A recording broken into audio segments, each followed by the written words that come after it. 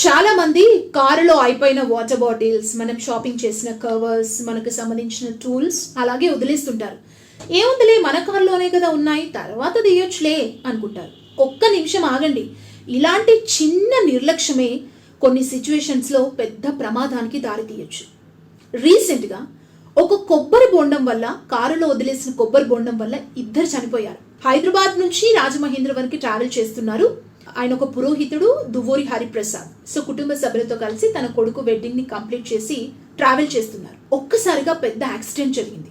ఏం జరిగిందో అర్థం కాలేదు. తీరా చూస్తే కారులో ఉన్న కొబ్బరి బొండం డ్రైవర్ కాళ్ళ దగ్గరున్న బ్రేక్ అండ్ క్లచ్ పెడల్స్ మధ్యలో ఇరుక్కుపోయింది. సో పోలీసులు వచ్చి చూసేసరికి యాక్సిడెంట్ రీజన్ ఇది. అంటే అదుపు తప్పింది, ముందుగా ఉన్న బైక్ ని ఢీకొట్టింది, ఆ తర్వాత ఒక కంటైనర్ లారీని కూడా కారు ఢీకొట్టింది. ఈ ప్రమాదంలో పురోహితుడితో పాటు ఆపోజిట్ బైక్ పైన వెళ్తున్న ఇంకో వ్యక్తి కూడా మృతి చెందాడు. సో ఒక చిన్న నిర్లక్ష్యం వల్ల 2 ప్రాణాలు పోయాయి. సో కారులో చాలా మందిని మనం చూస్తుంటాం, అయిపోయిన వాటర్ బాటిల్స్ అలా పడేస్తుంటారు. వెనకాల కూర్చున్న వాళ్ళు అండ్ ముందు కూర్చున్న వాళ్ళు కూడా.